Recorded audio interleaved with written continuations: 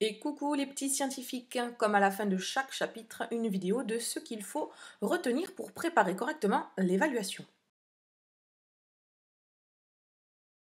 Dans notre chapitre 9, on a parlé de la lumière sous toutes ses formes, on a travaillé une première partie sur les lentilles, une deuxième partie sur les couleurs et une dernière partie sur la dualité onde-corpuscule, c'est ce que l'on va rappeler dans cette vidéo.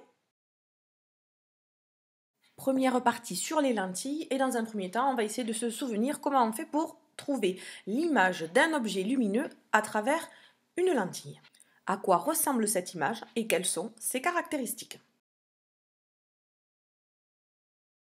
Madame Prada nous avait déjà expliqué dans une vidéo comment on faisait pour tracer l'image d'un objet lumineux AB à travers une lentille convergente. Donc on va juste reprendre là les différents points et le premier cas va être le cas le plus simple, celui où on va obtenir une image réelle.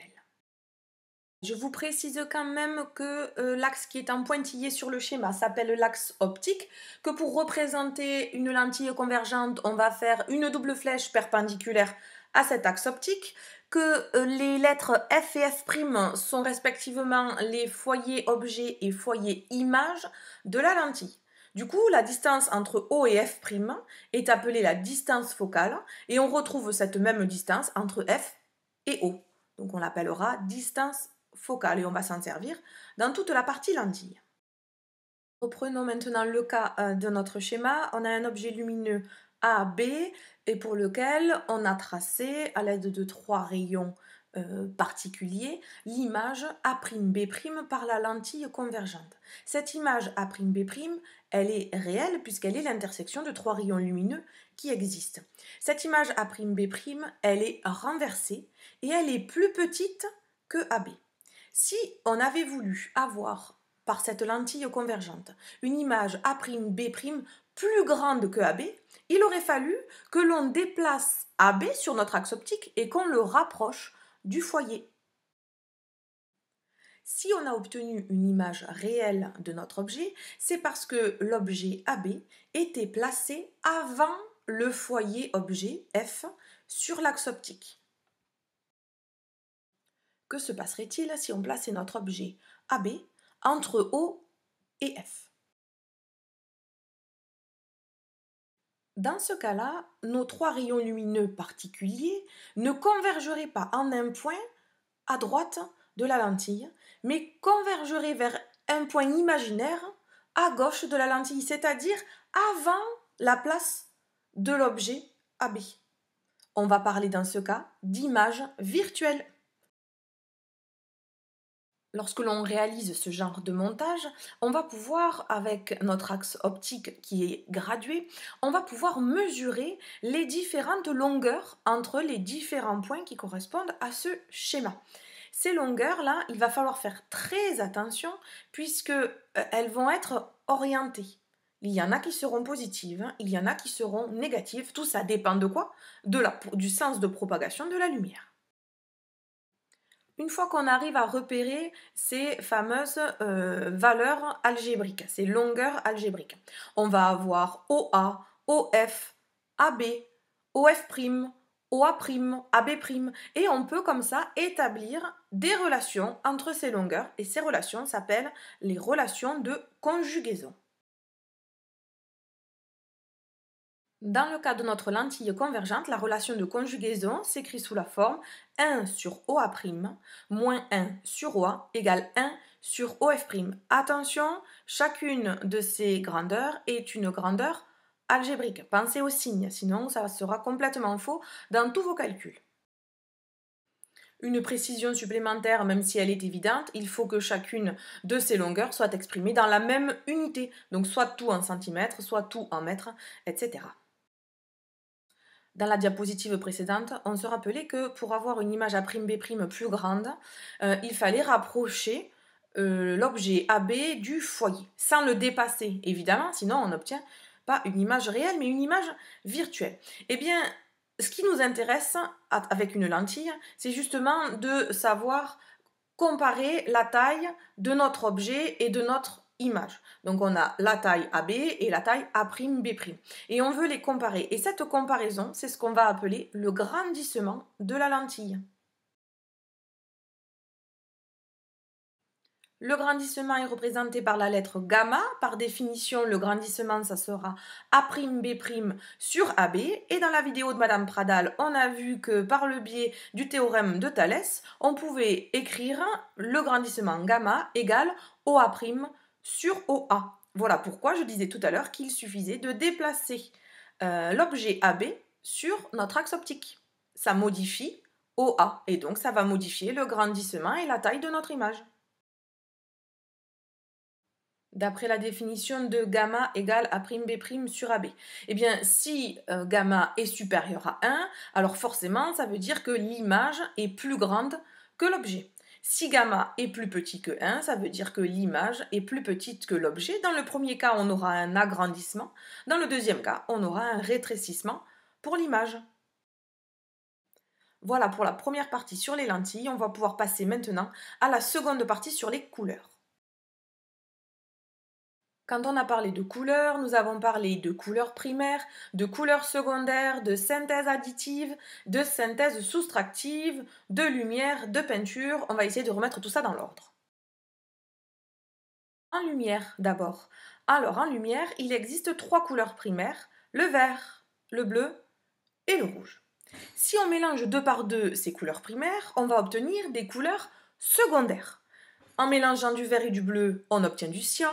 En mélangeant du vert et du rouge, on obtient du jaune. Et en mélangeant du bleu et du rouge, on obtient du magenta. Lorsque l'on mélange les 3 couleurs en lumière, on obtient du blanc. Ces additions de couleurs, ça va s'appeler la synthèse additive des couleurs, qui fonctionne uniquement en lumière. Depuis qu'on est tout petit, quand on mélange des couleurs, ça ne fait pas du tout la même chose. Pourquoi ? Parce que nous, on utilise de la peinture. Et en peinture, c'est plus la synthèse additive des couleurs, mais la synthèse soustractive des couleurs. Cette fois-ci, si on mélange du cyan et du jaune, on obtient du vert. Si on mélange du cyan et du magenta, on obtient du bleu. Si on mélange du jaune et du magenta, on obtient du rouge. Et quand on mélange toutes les couleurs, on obtient du noir. Synthèse soustractive des couleurs. Rappelez-vous, c'est ce qu'a réalisé Janine avec l'imprimante du lycée. Question de voir, en fait, qu'est-ce qu'on voit, qu'est-ce qui se passe, qu'est-ce que c'est que de la lumière colorée et qu'est-ce que c'est que la couleur d'un objet. Pour obtenir une lumière colorée, on peut éclairer en lumière blanche un filtre coloré. Donc la lumière blanche, rappelez-vous, constituée de 3 couleurs primaires en lumière, rouge, vert et bleu. Prenons l'exemple de notre filtre jaune.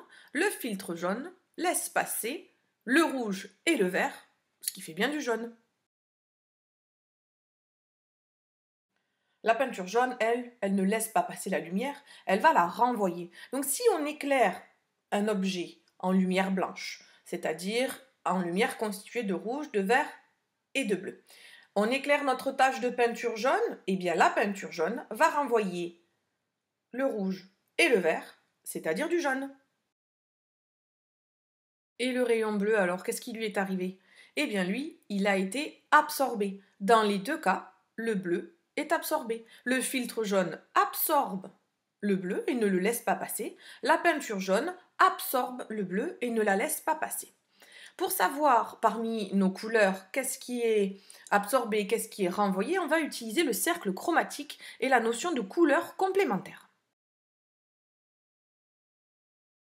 Reprenons notre objet qui est jaune, c'est-à-dire il est rouge plus vert. Si on utilise le cercle chromatique et qu'on regarde quelle est la couleur qui est à l'opposé du jaune sur le cercle, eh bien on voit qu'on a le bleu. Donc si notre objet est vu jaune, c'est parce qu'il garde, il absorbe le bleu. De la même façon, si un objet était bleu, ça voudrait dire qu'il absorbe le jaune, c'est-à-dire le rouge et le vert. On va dire que ce sont des couleurs complémentaires. Faisons un point maintenant sur le vocabulaire pour utiliser les bons mots entre la lumière diffusée, la lumière transmise, la lumière absorbée, les rayons incidents, la couleur de l'objet, la couleur perçue. On va regarder un schéma qui va tout nous remettre en ordre. lorsqu'un objet coloré va recevoir de la lumière, il peut la transmettre, en laisser passer une partie s'il est transparent ou légèrement transparent. Il peut absorber une partie de la lumière s'il est coloré. Il va absorber la couleur complémentaire de la couleur perçue de l'objet. Et il peut diffuser de la lumière, c'est-à-dire qu'il va renvoyer une partie de la lumière dans toutes les directions. Attention, il ne faut pas confondre la diffusion de la lumière qui va dans toutes les directions et la réflexion de la lumière qui ne va que dans une seule direction. Nous, on parle ici de lumière diffusée. Et pour savoir ou pour connaître la couleur de l'objet, il y a plusieurs paramètres à prendre en compte. Quelle est la couleur de la lumière qui l'éclaire? Est-ce que c'est de la lumière blanche? Est-ce que c'est de la lumière colorée?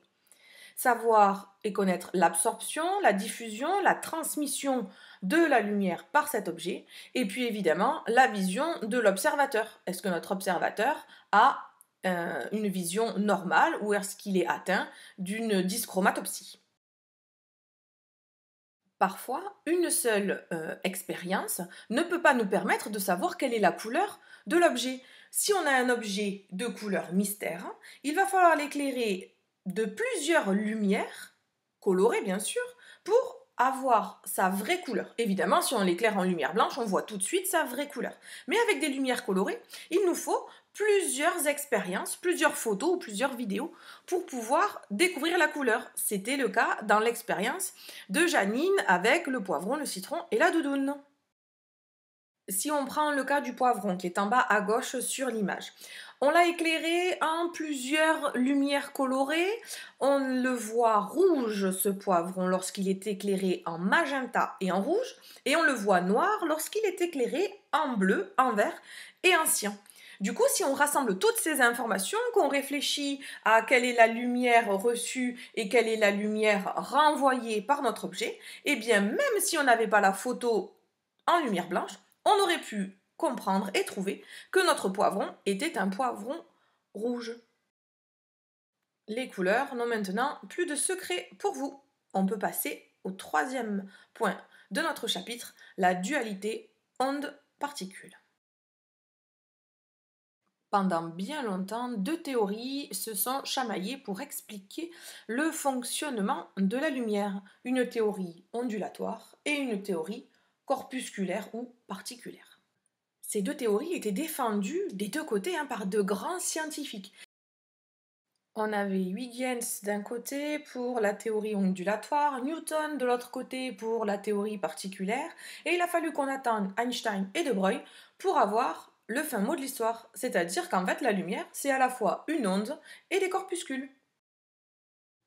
Si on va un peu plus loin, on verra même l'année prochaine que tout ça est relié aux objets quantiques. Pour l'instant, on va reprendre notre première partie. Dans dualité onde-corpuscule, il y a onde. La lumière est donc une onde électromagnétique. Si c'est une onde, elle va avoir une période, une fréquence et une longueur d'onde. Et suivant la longueur d'onde ou suivant la fréquence de cette onde, on va avoir plusieurs domaines possibles. Alors sur le spectre, on a ces différents domaines qui sont notifiés. On a les ondes radio, les micro-ondes, les infrarouges, la partie lumière visible. Ensuite, on a les ultraviolets, les rayons X, puis les rayons gamma.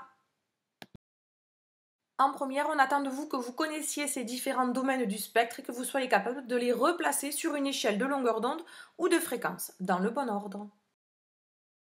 Il faudrait aussi que vous connaissiez quelques applications pour chacun de ces types de rayonnement. Les micro-ondes, les ondes radio, les infrarouges, les ultraviolets, les rayons X et les rayons gamma. Par exemple, utilisation des rayons gamma, évidemment en radioactivité, et sinon en imagerie médicale sous la forme de scintigraphie. Pour les rayons X, ils sont utilisés en radiographie médicale, pour le contrôle des bagages dans les aéroports, par exemple. Les rayons UV sont utilisés en astronomie, en fluorescence, dans les lampes à UV qui peuvent être des lampes de bronzage, les lampes de détection de faux billets, ou pareil dans le domaine médical. Les infrarouges, eux, ils sont un peu partout autour de nous, dans les télécommandes, en imagerie médicale sous forme de fibroscopie, en imagerie ou en détection thermique aussi sous la forme de caméras à vision nocturne. Les micro-ondes sont présents dans les scanners corporels, évidemment dans les fours à micro-ondes qui portent bien leur nom, dans les satellites, dans les cinémomètres. Et c'est aussi le cas des ondes Wi-Fi pour les ondes radio. Elles sont dans nos téléphones portables, dans la technologie Bluetooth. On le disait tout à l'heure, si la lumière est une onde, elle va avoir une période, une fréquence qu'on va noter nu, qui va être égale à 1 sur la période et qui s'exprime en Hertz, et une longueur d'onde qui, elle, s'exprime en mètres. Et ces grandeurs sont reliées par une formule lambda égale c fois t, qui correspond aussi à lambda égale c sur nu, nu étant la fréquence, je le redis. Et dans ce cas-là, si on cherche la fréquence, on va nu qui est égal à c sur lambda. Voilà le lien entre la longueur d'onde et la fréquence. On voit que longueur d'onde et fréquence sont inversement proportionnelles. Quelques informations supplémentaires sur les caractéristiques de ces ondes. La fréquence d'une radiation ne dépend absolument pas du milieu. Par contre, la longueur d'onde d'une radiation, elle, va dépendre du milieu dans lequel l'onde se propage. Et puis, à chaque fois qu'on va parler de la propagation de la lumière, on aura comme valeur de la vitesse 3 fois 10 puissance 8 mètres par seconde. C'est la référence. Dans le vide, on prendra aussi à peu près la même valeur lorsque l'on se propage dans l'air. La conclusion de ces dernières informations, c'est que si la fréquence ne dépend pas du milieu, alors que la longueur d'onde, elle, est différente suivant le milieu de propagation dans lequel on se trouve, ça voudra donc dire, puisque longueur d'onde et fréquence sont reliées par la formule nu égale c sur lambda par exemple, que si la fréquence doit rester la même, mais si la longueur d'onde change, ça voudra dire que la vitesse de propagation de notre onde n'est pas la même suivant le milieu dans lequel on se trouve. Ces notions et ces formules-là, nous les avions déjà vues dans des chapitres précédents. Ils ont été rappelés dans le cadre de cette dualité onde-corpuscule. Voilà pour la partie onde, on va pouvoir passer à la partie corpuscule. Si certains phénomènes ne pouvaient s'expliquer que par le fait que la lumière devait être une onde, comme par exemple la diffraction, d'autres phénomènes, par contre, nécessitaient la notion de corpuscule pour être expliqués. Ces corpuscules, c'est quoi? Ça va être en fait le photon. Et c'est Albert Einstein qui, le premier, a relié l'énergie du photon à la fréquence et à la constante de Planck. Il a ainsi établi la formule E égale h nu, qu'on pourra aussi transcrire sous la forme E égale h c sur lambda, puisque la fréquence nu, on a vu tout à l'heure que c'était la même chose que c sur lambda. Faisons un point sur les grandeurs et les unités de ces formules. E, c'est l'énergie du photon, on va l'exprimer en joules. Lambda, c'est la période spatiale qu'on appelle aussi la longueur d'onde qu'on va exprimer en mètres. Nu sera la fréquence en hertz. C'est la vitesse de la lumière, toujours 3 fois 10 puissance 8 mètres par seconde. Et H, la constante de Planck, qui vaut 6,63 10 puissance moins 34. Et au niveau des unités, pour être raccord, ça doit être en joules seconde. Attention, pas joules par seconde, mais joules seconde. On est donc d'accord que la lumière est constituée de photons et que ces photons ont de l'énergie. Ok, mais à quoi ça va nous servir tout ça? Dans les activités LTP, on a vu qu'on voulait relier la notion de lumière en tant que corpuscule avec la notion d'atome. Avant de pouvoir faire ça, il faut qu'on se rappelle de ce que sont les niveaux d'énergie d'un atome. Un atome, il peut exister sous différents états. Évidemment, la plupart du temps, il est dans son état fondamental. Par contre, il peut gagner en énergie et du coup se retrouver dans un état excité. Il existe donc plusieurs niveaux d'énergie pour un seul et même atome. Rappelez-vous, dans l'explication du TP28, je vous avais déjà dit que ces niveaux d'énergie, en fait, ils correspondaient aux électrons qui constituent le nuage électronique de l'atome, qui passent d'un niveau à un autre. Et si cet électron réussit à carrément s'échapper, notre atome n'est plus un atome mais devient un ion, et dans ce cas-là, on a on est au niveau d'énergie 0 où notre atome est devenu un ion. Si l'état ionisé, c'est la référence d'énergie 0, forcément tous les autres états, excités ou même l'état fondamental, ont des valeurs négatives, puisqu'il faut amener de l'énergie à l'électron pour le faire passer de son état fondamental à un état excité, ou d'un état excité 4 à un état excité 6 par exemple. On vient de toucher du doigt l'idée que pour qu'un atome passe dans un état de son état fondamental à un état excité, il faut lui amener de l'énergie. Et c'est là que va intervenir notre photon, ce photon qui possède une énergie H nu. Notre atome, qui est symbolisé par un petit point rouge sur le schéma, est donc dans son état fondamental, l'état E1, il va recevoir un photon d'énergie H nu et il va passer dans un état d'excitation et atterrir au niveau E2. C'est ce qu'on va appeler l'excitation de l'atome. Il a absorbé un photon et donc ça l'a fait passer d'un niveau d'énergie à un autre. Et la différence entre ces deux niveaux d'énergie, elle a exactement la valeur de l'énergie du photon qui est venu sur cet atome. Concrètement, ça sert à quoi?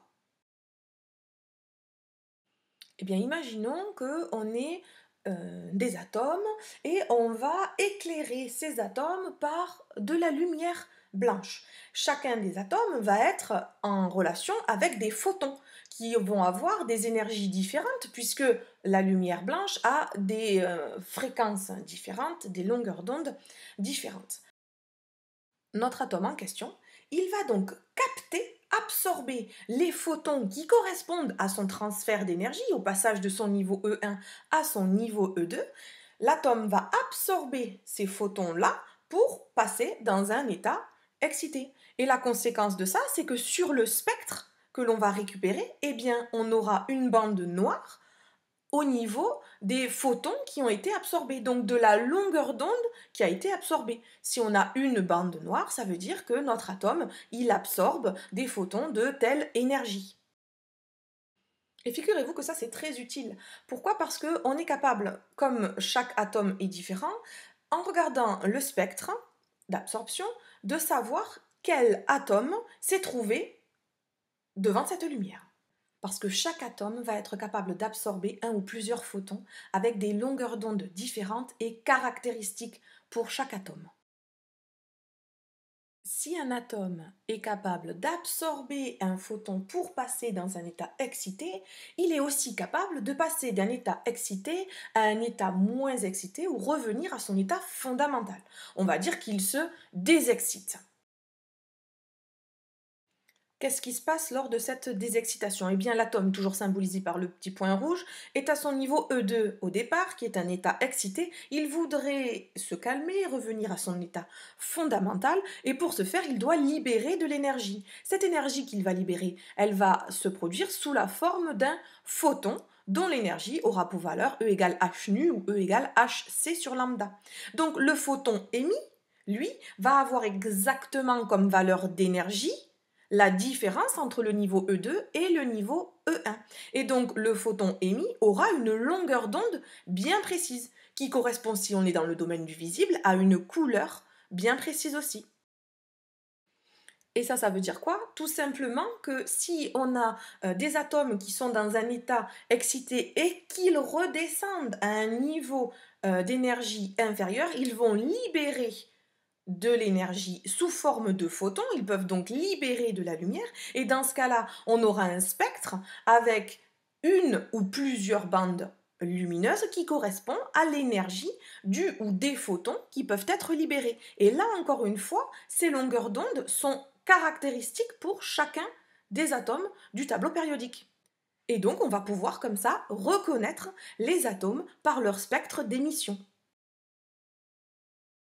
La d'émission et d'absorption, elles nous sont aussi utiles en astronomie et ça nous permet de savoir quelles sont les constitutions de certaines étoiles, par exemple, puisqu'on arrive à voir sur les spectres d'absorption des bandes caractéristiques de certains atomes et on sait quels sont les atomes qui sont au voisinage et qui constituent donc l'étoile qu'on est en train d'observer. On vient de faire le tour de toutes les notions que nous avons abordées dans ce chapitre. On peut considérer que vous êtes au point si vous maîtrisez chacune de ces notions, chacune de ces connaissances.